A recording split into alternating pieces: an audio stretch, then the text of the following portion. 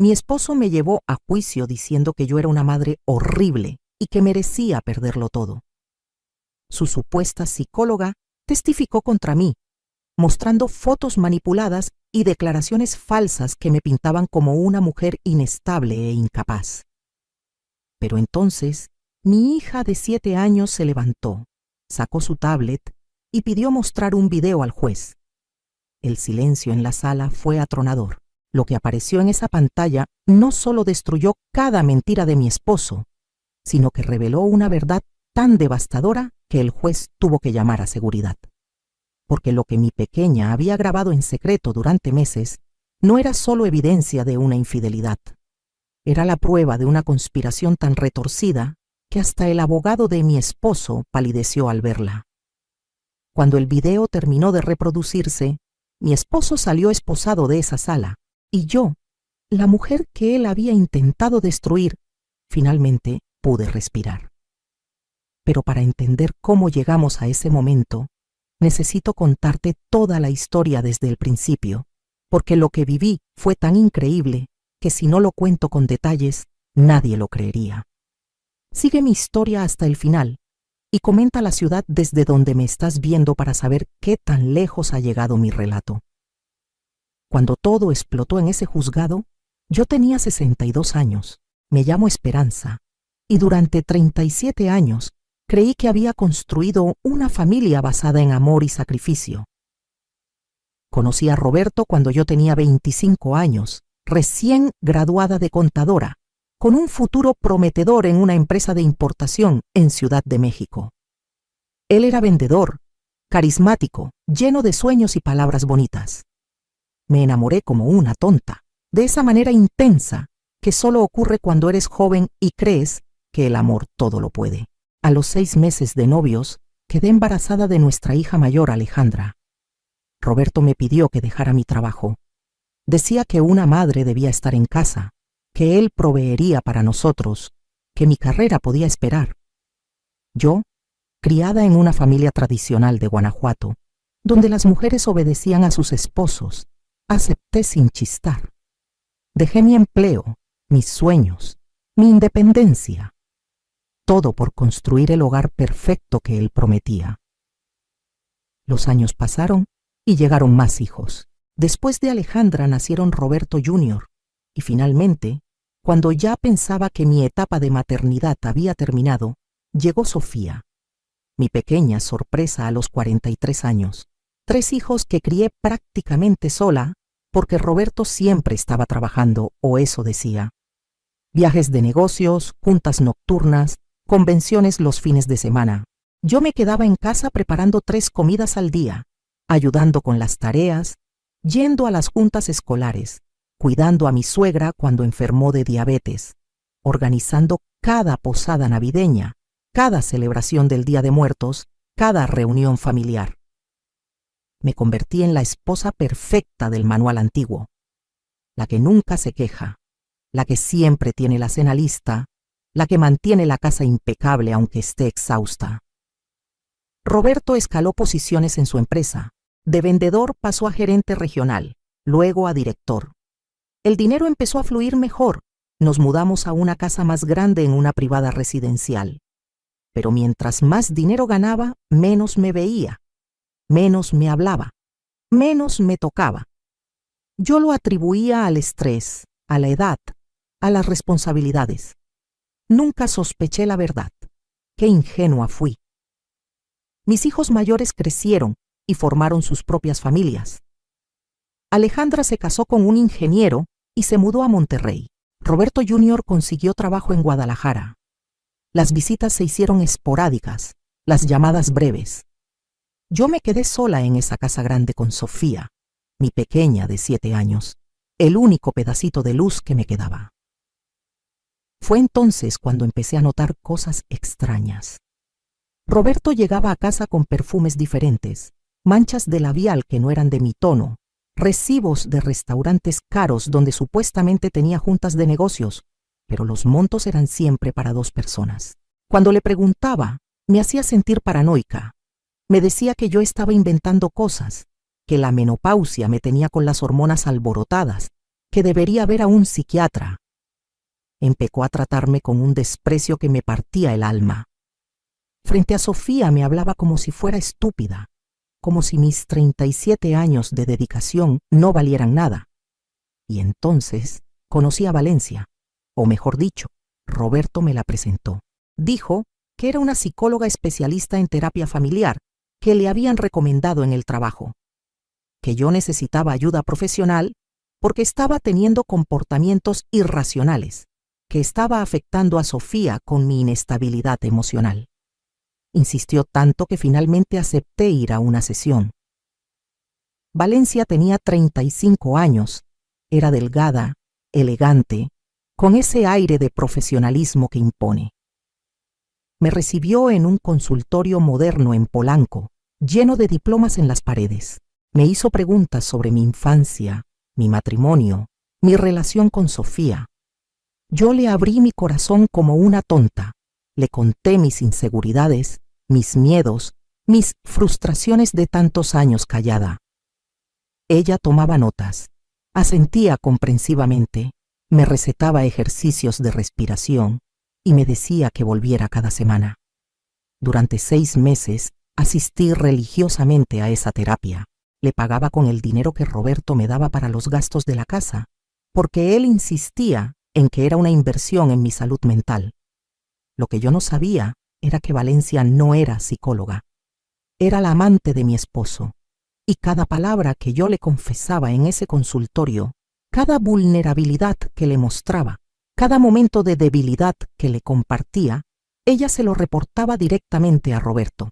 Estaban construyendo un expediente en mi contra, documentando supuestas pruebas de mi inestabilidad, preparando el terreno para destruirme completamente. La trampa se cerró un martes por la tarde. Llegué a casa después de hacer las compras en el mercado y encontré a Roberto sentado en la sala con 2 personas que no conocía. Me presentó a su abogado y a una trabajadora social. Me entregaron papeles de demanda de divorcio, pero no era un divorcio normal.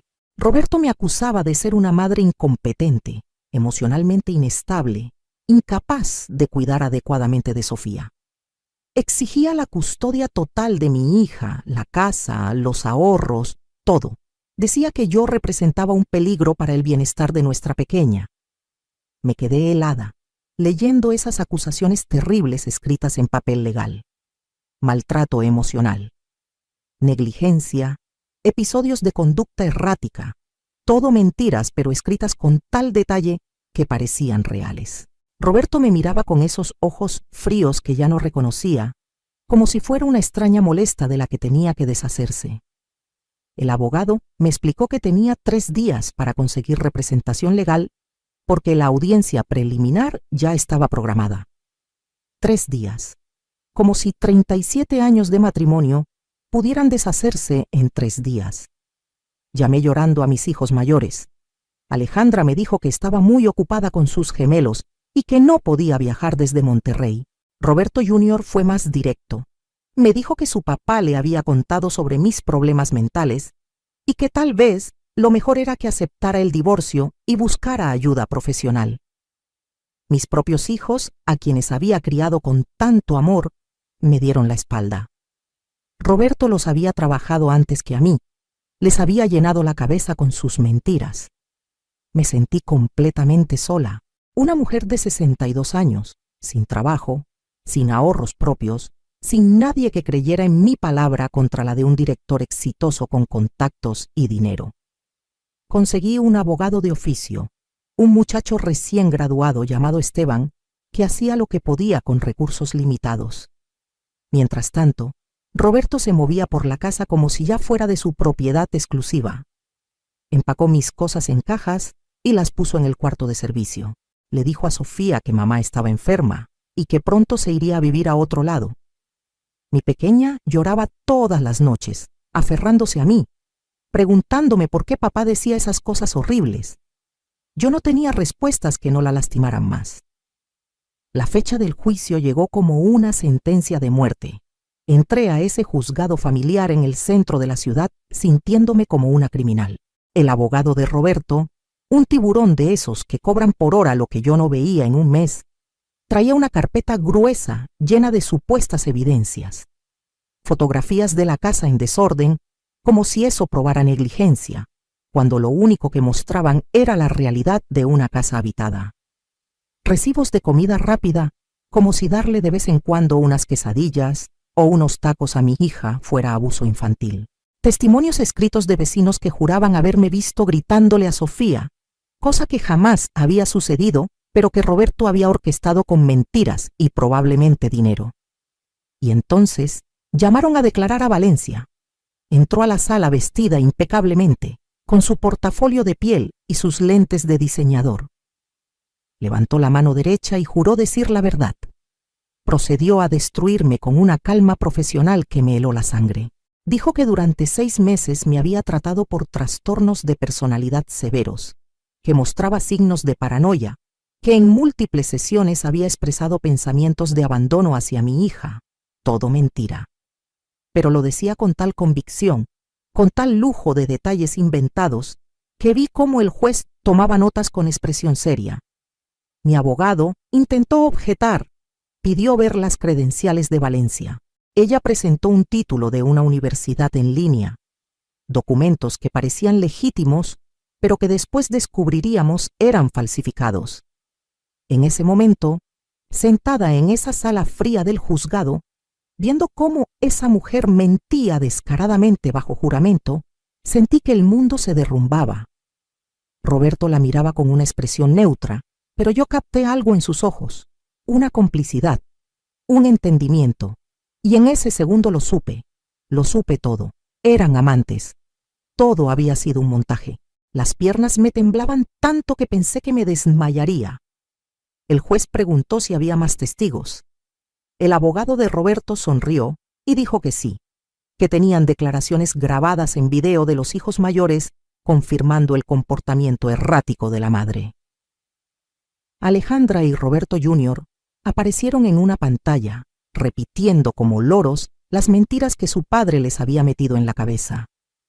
Mi propia sangre testificando en mi contra, el dolor que sentí en ese momento no tiene palabras en ningún idioma. El juez estaba a punto de dar su veredicto preliminar cuando escuché una vocecita. Sofía se puso de pie en la banca del fondo donde la habían sentado con una asistente social. Llevaba su mochilita de unicornios y su tablet rosada que Roberto le había regalado en su último cumpleaños. Con esa valentía que solo tienen los niños que todavía no saben que el mundo puede ser cruel, caminó hacia el frente de la sala. Todos la miramos sorprendidos. El juez, un señor mayor de aspecto severo, le preguntó qué necesitaba. Con voz clara, mi pequeña dijo que tenía algo importante que mostrar, que tenía la verdad. Roberto se tensó inmediatamente. Intentó levantarse diciendo que la niña estaba confundida, que estaba siendo influenciada por mí. Pero el juez, quizás curioso o quizás tocado por la sinceridad en los ojos de Sofía, le indicó que se sentara. Le pidió a mi hija que se acercara. Sofía subió al estrado con su tablet en las manos, esas manitas pequeñas temblando ligeramente, pero con determinación. Le dijo al juez que durante mucho tiempo había notado que papá era malo con mamá, que le decía cosas feas, que trataba a mamá como si no valiera nada, y que un día, cuando papá no se dio cuenta, ella había escondido la tablet grabando en la sala. El juez pidió ver el video. Conectaron la tablet a la pantalla grande de la sala, y ahí, en alta definición, apareció la verdad que Roberto había intentado enterrar. El video mostraba la sala de nuestra casa. Se veía a Roberto con Valencia, besándose apasionadamente en el sillón donde yo me sentaba cada noche a ver las telenovelas. Se escuchaba claramente cómo planificaban todo. Valencia diciéndole a Roberto cada detalle íntimo que yo le había confiado en terapia. Roberto riéndose de mi ingenuidad, llamándome vieja estúpida, diciendo que en cuanto consiguiera la custodia y la casa, me echaría a la calle sin un peso. Valencia sugiriendo que exageraran mis supuestos episodios de inestabilidad para que parecieran peligrosos. Pero había más. mucho más.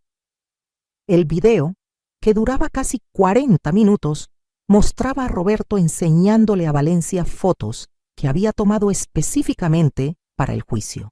La casa desordenada, pero era él quien había sacado todas las cosas de los closets y las había tirado. Los platos sucios en el fregadero, pero era de una fiesta que él mismo había organizado. Todo manipulado, todo fabricado. Se les veía practicando el testimonio de Valencia, ensayando cada palabra, cada gesto de preocupación profesional. Roberto incluso le decía exactamente qué tono usar para sonar más creíble. Y entonces vino la parte que me partió el corazón, pero que también me salvó. Se escuchaba a Sofía en el video. Mi pequeña había estado escondida detrás de la puerta, y cuando Roberto la descubrió ahí, en lugar de detenerse, le dijo que no le contara nada a mamá, porque mamá estaba loca, y si ella decía algo, me llevarían a un hospital psiquiátrico y nunca más me vería. Le ofreció comprarle todo lo que quisiera si guardaba el secreto. Una niña de 7 años siendo chantajeada por su propio padre, Sofía en el video empezó a llorar, y Valencia, esa supuesta psicóloga, se rió. Se rió de las lágrimas de mi hija. El silencio en la sala del juzgado era absoluto. Podías escuchar hasta la respiración de las personas. El juez tenía una expresión de horror e indignación que jamás olvidaré. Roberto se había puesto pálido como un papel. Valencia intentó levantarse para salir, pero el juez ordenó que cerraran las puertas. Mi abogado, el pobre Esteban, estaba tan impactado que no sabía ni qué decir. El video continuó mostrando más conversaciones comprometedoras. Roberto diciéndole a Valencia que una vez que se deshiciera de mí, se casarían, y ella sería la nueva señora de la casa. Que me había aguantado 37 años por conveniencia, pero que ahora que los niños grandes estaban fuera y yo ya estaba vieja, no servía para nada.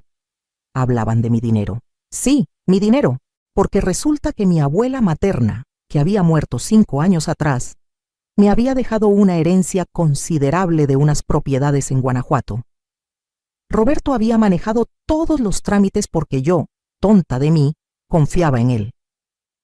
Pensaba que ese dinero estaba en una cuenta de inversión a nuestro nombre. Pero en el video, Roberto le confesaba a Valencia que había puesto todo a su nombre exclusivamente, usando documentos que me hizo firmar diciéndome que eran para actualizar el testamento. Había estado robándome durante años. El juez detuvo el video. Con voz que temblaba de rabia contenida, le preguntó directamente a Roberto si ese era él en la grabación. Roberto intentó balbucear algo sobre edición, sobre manipulación digital, pero su propio abogado lo hizo callar. Luego el juez se dirigió a Valencia. Le preguntó si en verdad era psicóloga certificada.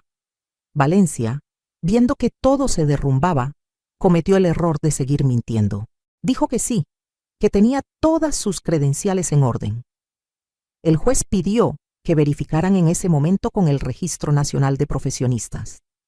5 minutos después, la secretaria confirmó lo que ya todos sospechábamos. No existía ninguna Valencia Méndez registrada como psicóloga. Sus credenciales eran falsas. El juez llamó a seguridad. Ahí mismo, frente a todos, ordenó la detención de Roberto por fraude, falsificación de documentos y conspiración. Ordenó la detención de Valencia por ejercicio ilegal de la profesión, falsificación de documentos y perjurio. Los dos fueron esposados en esa sala. Roberto me miraba con un odio tan visceral que me dio escalofríos. Valencia lloraba diciendo que era inocente, que Roberto la había manipulado a ella también, tratando de salvar su propio pellejo. El abogado de Roberto recogió sus cosas y se fue sin decir palabra, probablemente calculando cómo deslindarse de ese desastre legal. El juez me miró con una expresión que mezclaba compasión y respeto. Me dijo que lo sentía profundamente, que era evidente que yo había sido víctima de una conspiración maliciosa. Anuló inmediatamente la demanda de divorcio presentada por Roberto. Ordenó una investigación completa de todas nuestras finanzas. Otorgó una orden de protección en mi favor. Y lo mejor de todo, me dio custodia total de Sofía, con restricción absoluta de visitas para Roberto, hasta que se resolviera el caso criminal en su contra. Sofía corrió a mis brazos llorando, aferrándose a mí como si fuera un salvavidas. La apreté contra mi pecho, sintiendo que finalmente podía respirar después de meses de asfixia. Pero la historia no terminó ahí, porque cuando empezaron a investigar las finanzas, descubrieron cosas que ni yo sabía. Roberto había estado desviando dinero de la empresa donde trabajaba. Tenía 3 cuentas bancarias secretas en las Islas Caimán. Había comprado un departamento en la Condesa a nombre de Valencia, donde planeaban vivir juntos. Había vendido las propiedades que heredé de mi abuela, más de 4 terrenos en Guanajuato, y se había embolsado todo el dinero. Estamos hablando de millones de pesos que legalmente me pertenecían y que él había robado descaradamente. La empresa donde trabajaba lo despidió inmediatamente al enterarse del fraude. Iniciaron su propia investigación y descubrieron que Roberto había estado inflando gastos de representación durante años, quedándose con la diferencia. Presentaron cargos penales adicionales. Valencia, por su parte, resultó ser una estafadora de carrera. Tenía otras 5 identidades falsas y había engañado a múltiples personas haciéndose pasar por profesionista. Ambos enfrentaban años de cárcel. La justicia, esa cosa escurridiza que casi nunca llega para las mujeres como yo, finalmente estaba cayendo sobre ellos con todo su peso. Mientras tanto, yo tuve que reconstruir mi vida desde los escombros. El juez ordenó que Roberto me pagara una pensión compensatoria por todos los años que trabajé sin sueldo manteniendo el hogar. Ordenó la devolución de todo el dinero robado de mi herencia más intereses. La casa quedó a mi nombre exclusivo. Los ahorros, las inversiones, todo. Pero más allá del dinero, tuve que reconstruir mi alma. Tuve que aprender a confiar de nuevo, a valorarme de nuevo, a verme en el espejo y reconocer a la mujer que había olvidado que existía. Sofía necesitó terapia real, con una psicóloga de verdad esta vez, para procesar todo lo que había vivido. Esa niña valiente de 7 años había cargado con un secreto terrible durante meses, porque tenía miedo de que me quitaran de su lado. Había grabado ese video instintivamente, con la sabiduría inexplicable que a veces tienen los niños, sabiendo que era importante, aunque no entendiera completamente por qué. Su valentía me salvó. Me salvó de perderlo todo, de terminar en la calle, de ser etiquetada como loca por el resto de mi vida. Mi pequeña hija fue más valiente que todos los adultos en mi vida juntos. Mis hijos mayores eventualmente tuvieron que enfrentar la verdad. Cuando salió todo en las noticias locales, cuando sus amigos y compañeros de trabajo empezaron a preguntarles sobre el escándalo de su padre, no pudieron seguir escondiéndose detrás de las mentiras. Alejandra me llamó llorando, pidiendo perdón. Dijo que su padre siempre había sido manipulador, que les había hecho creer cosas terribles sobre mí. Yo quería perdonarla, quería recuperar a mi hija, pero había una grieta entre nosotras que sabía que tomaría años sanar. Roberto Jr. fue más orgulloso. Apenas me habló, dijo que yo debía haber manejado las cosas diferente, como si de alguna manera el ser traicionada hubiera sido mi culpa. Decidí que no necesitaba esa toxicidad en mi nueva vida. Con el dinero recuperado de mi herencia y la compensación del divorcio, hice algo que nunca pensé que haría. Volví a estudiar. A los 63 años me inscribí en un diplomado de administración de pequeñas empresas. Quería hacer algo con mi vida. Quería demostrarme a mí misma que no era la mujer inútil que Roberto me había hecho creer que era. Las clases eran en línea, lo cual era perfecto, porque podía estudiar mientras Sofía estaba en la escuela. Mis compañeros virtuales eran en su mayoría jóvenes de 20 y 30 años, pero me recibieron con respeto cuando compartí mi asistoria. Terminé el diplomado con honores. Usé parte de mi dinero para abrir una pequeña cafetería en mi colonia, un lugar acogedor donde las mujeres del vecindario podían reunirse, tomar un café decente, comer pay de queso casero como el que hacía mi abuela. Contraté a 3 mujeres mayores como yo, todas con historias similares de matrimonios difíciles y nuevos comienzos. La cafetería se convirtió en un santuario para mujeres que necesitaban un espacio seguro para hablar, para existir sin ser juzgadas. Le puse por nombre Renacer, porque eso era exactamente lo que todas estábamos haciendo. Roberto fue sentenciado a 8 años de prisión por fraude, robo y conspiración. Valencia recibió 5 años. Los vi en las noticias siendo llevados esposados. Roberto había envejecido 10 años en 6 meses. Su arrogancia había desaparecido, reemplazada por el aspecto derrotado de alguien que finalmente enfrenta las consecuencias de sus actos. No sentí satisfacción al verlo así. Solo sentí un vacío donde alguna vez había habido amor, 37 años convertidos en una mentira, pero también sentí alivio de que finalmente había terminado, de que podía cerrar ese capítulo para siempre. Sofía creció en un hogar lleno de paz por primera vez en su corta vida. Sin gritos, sin tensión, sin tener que caminar de puntitas para no molestar a papá. La vi florecer como una plantita que finalmente recibe suficiente sol. Sus calificaciones mejoraron. Volvió a sonreír esa sonrisa completa que ilumina toda su carita. Hizo amigas en la escuela. Tomó clases de ballet. Se convirtió en una niña normal y feliz. A veces me preguntaba sobre papá, y yo le decía la verdad adaptada a su edad.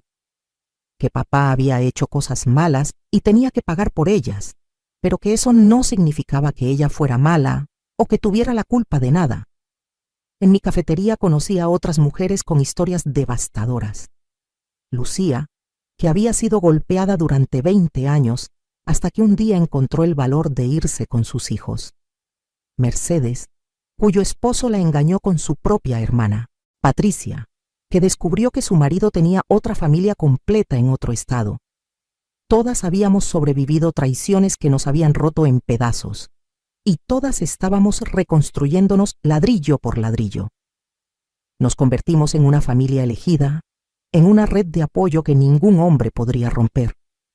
A mis 65 años, viéndome en el espejo, finalmente reconozco a la mujer que veo. Tengo más canas de las que tenía antes de todo esto, más arrugas alrededor de los ojos. Pero también tengo algo que nunca tuve con Roberto. Tengo dignidad, tengo paz, tengo la certeza de que valgo por quien soy, no por lo que hago por otros. Mi cafetería genera suficiente dinero para vivir cómodamente.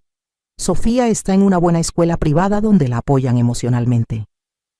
Tengo amigas verdaderas que me conocen con todas mis cicatrices y me aman de todas formas.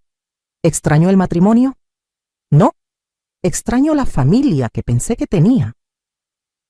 A veces, pero luego recuerdo que esa familia era una ilusión, un espejismo construido sobre mentiras y manipulación. La familia real es la que tengo ahora. Sofía y yo cenando juntas cada noche, hablando de nuestros días. Mis amigas de la cafetería celebrando cada cumpleaños como si fuera una fiesta nacional. Mi terapeuta, la verdadera esta vez, ayudándome a deshacer años de maltrato emocional sutil que ni siquiera reconocía como maltrato. Aprendí que no es egoísta poner límites, que no es malo decir no, que sacrificarse hasta desaparecer no es amor, es autodestrucción. Aprendí que los hombres como Roberto existen en todas partes. Hombres que ven a las mujeres como objetos útiles que desechan cuando ya no sirven a sus propósitos. Pero también aprendí que la fuerza que yo pensaba que no tenía había estado ahí todo el tiempo, dormida, esperando el momento de despertar. Y cuando despertó, cuando finalmente me defendí con la verdad como única arma, fui imparable. Las mujeres en mi cafetería me dicen que soy inspiración. Yo no me siento como inspiración. Me siento como una sobreviviente que tuvo suerte de tener una hija valiente y un juez justo. Pero si mi historia puede ayudar, aunque sea una mujer, a reconocer las señales de abuso emocional, a confiar en su instinto cuando algo se siente mal, a saber que nunca es demasiado tarde para comenzar de nuevo, entonces todo el dolor valió la pena. Roberto me escribió una carta desde la prisión hace un año. Pedía perdón, decía que había sido un tonto, que me extrañaba, que Valencia lo había manipulado a él también. Misma historia que ella contó, cada uno culpando al otro. La carta me dio risa. Después de todo lo que hizo, después de intentar robarme mi hija, mi casa, mi dinero, mi cordura, pensaba que unas palabras bonitas en papel barato de la cárcel arreglarían algo. La rompí sin terminar de leerla y la tiré a la basura donde pertenecía. No le di el gusto de una respuesta. El silencio era mi respuesta. Sofía ahora tiene 10 años. Es brillante, fuerte, compasiva. Quiere ser abogada para ayudar a otras niñas y mujeres como nosotras. Me llena de orgullo ver la persona en la que se está convirtiendo. Sin el veneno de Roberto en nuestras vidas, ha florecido de maneras que nunca imaginé posibles. Me pregunta sobre el día del juicio a veces. Le digo que fue el día más aterrador de mi vida, pero también el día en que todo cambió. Que su valentía salvó nuestras vidas. Ella se encoge de hombros con esa modestia de los verdaderamente valientes y dice que solo hizo lo correcto, como si tuviera la sabiduría de alguien 3 veces su edad. Mi cafetería celebró 3 años abierta el mes pasado. Hicimos una fiesta con mariachi y pan dulce para todo el vecindario. Vinieron más de 100 personas.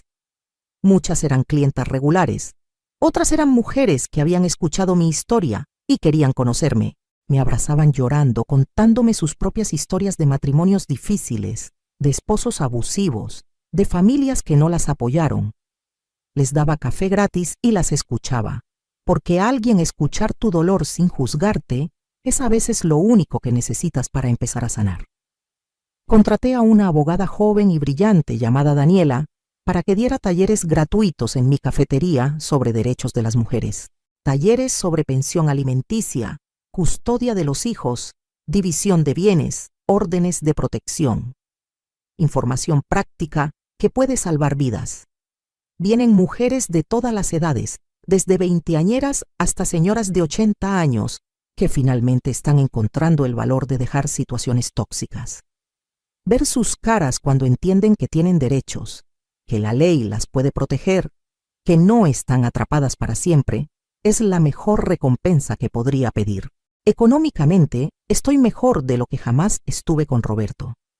Las propiedades de mi abuela, una vez que recuperé el dinero de las ventas fraudulentas, las reinvertí en fondos seguros que me dan ingresos pasivos.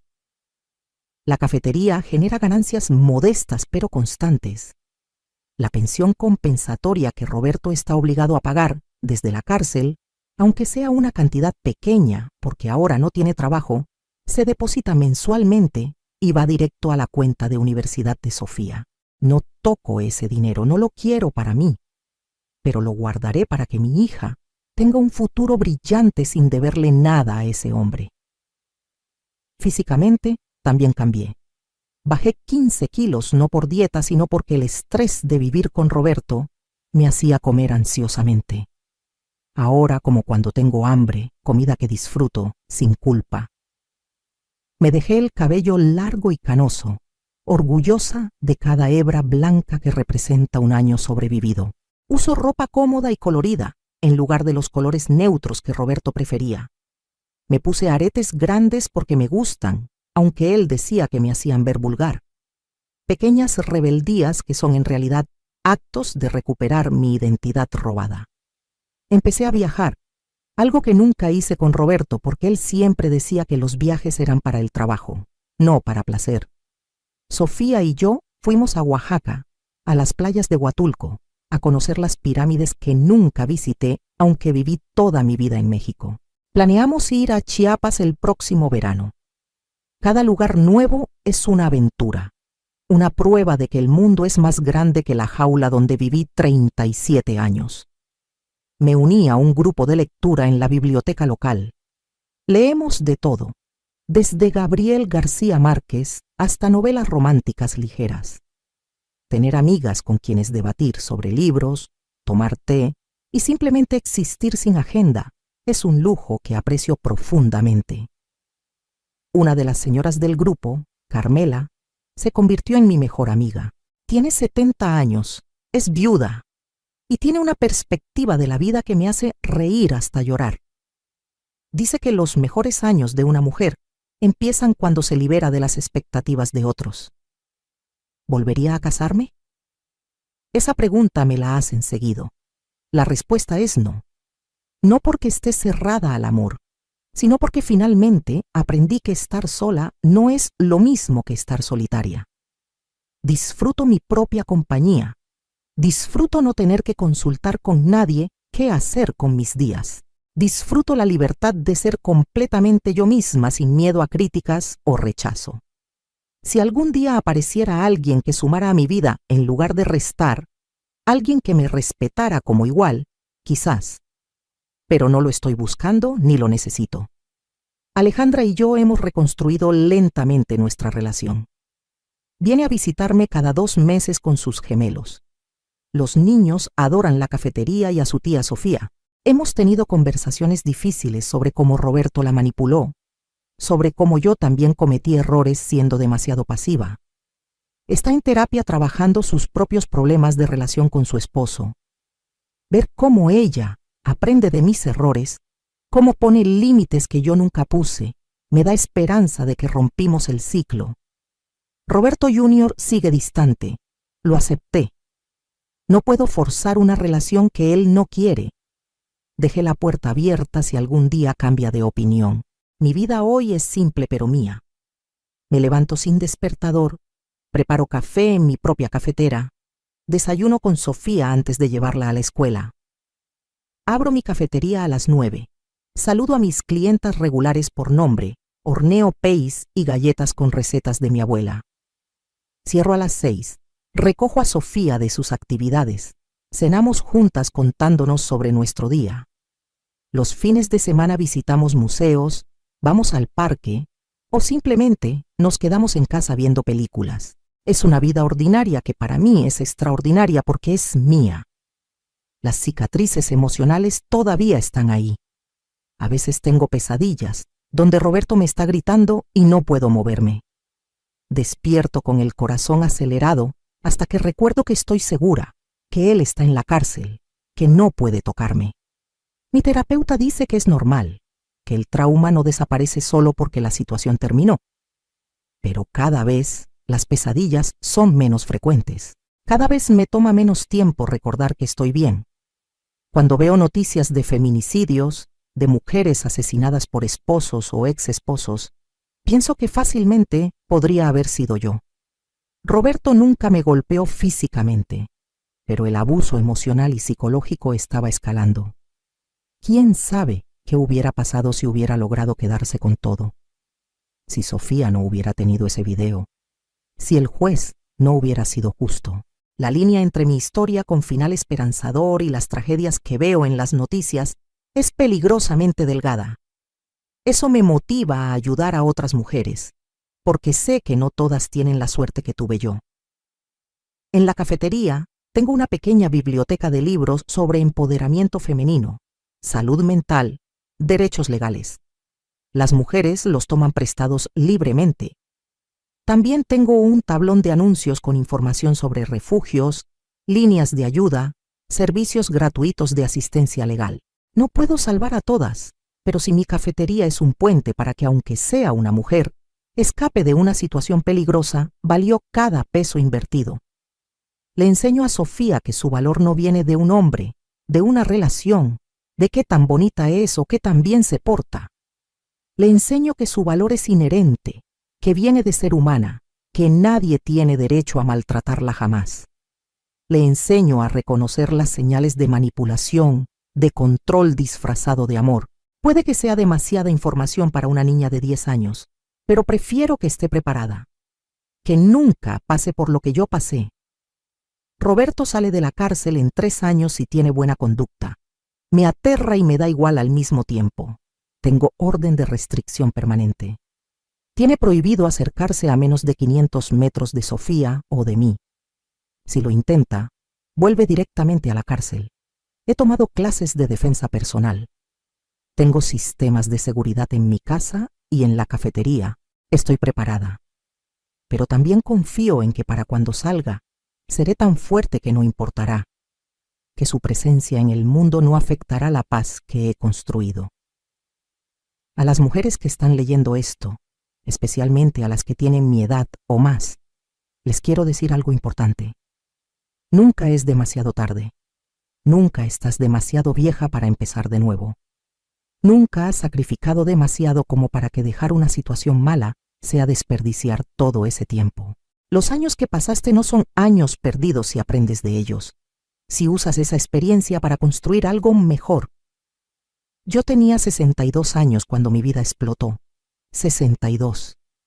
Muchas pensarían que a esa edad ya no hay segundas oportunidades, pero aquí estoy, a los 65, viviendo mi mejor vida. No te quedes por los hijos. Mis hijos mayores sobrevivieron el divorcio y están bien. Sofía está mejor sin ver el maltrato diario. Los niños necesitan paz más de lo que necesitan una familia intacta, pero tóxica. No te quedes por dinero. Siempre hay una manera de sobrevivir económicamente. El gobierno tiene programas, hay organizaciones que ayudan, puedes trabajar, puedes estudiar. La pobreza digna es mejor que la riqueza con abuso. No te quedes porque te dicen que estás loca.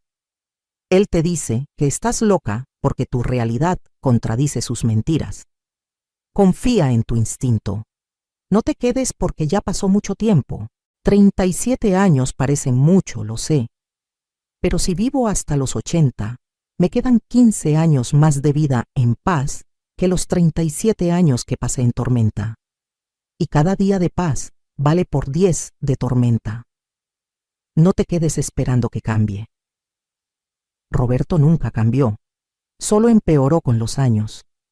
El hombre que es abusivo a los 30 será peor a los 50. El respeto no aparece mágicamente con la edad. No te quedes porque te da vergüenza admitir que fallaste. El matrimonio que falla no es falla tuya si hiciste todo lo posible. Es falla de él por no valorar lo que tenía. Si algo te resuena de mi historia, si ves aunque sea una sombra de Roberto en tu pareja, busca ayuda.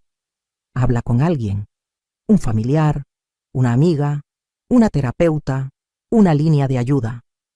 Di las palabras en voz alta, porque los secretos tienen poder solo mientras permanecen secretos. Una vez que los sacas a la luz, se vuelven manejables. Documenta todo. Guarda mensajes, correos, grabaciones si es legal en tu país. La evidencia salvó mi vida. La verdad solo es poderosa si puedes probarla. Y si tienes hijas, por favor enséñales lo que nadie me enseñó. Que el amor no duele, que el respeto no se negocia, que ningún hombre vale perder tu identidad, que pueden ser lo que quieran ser sin necesitar la aprobación de nadie, que estar solas es mejor que estar mal acompañadas, que su educación y su independencia económica no son opcionales, son esenciales, que pueden cambiar de opinión, de carrera, de vida entera si algo no les funciona, que no le deben a nadie quedarse en situaciones que las dañan. Mi historia terminó bien porque tuve suerte, porque mi hija fue increíblemente valiente, porque el sistema funcionó en mi caso. Pero sé que para muchas mujeres el sistema falla. Los jueces no creen. Los abogados son caros. Las familias presionan para mantener las apariencias. Por eso es tan importante que las que logramos salir hablemos, que contemos nuestras historias, que mostremos que es posible, que no estás loca, que no estás sola, que hay vida después del abuso. 3 años después del juicio, estoy sentada en la terraza de mi cafetería viendo el atardecer sobre la ciudad. Sofía está adentro haciendo su tarea mientras mis empleadas cierran. El cielo está pintado de naranja y rosa. Tengo una taza de café con canela en las manos. No tengo miedo. No tengo ansiedad. Solo tengo paz. Una paz que pagué con lágrimas, con años de mi vida, con ilusiones rotas, pero es mía. Y nadie me la puede quitar. ¿Qué harías en mi lugar? Comenta abajo.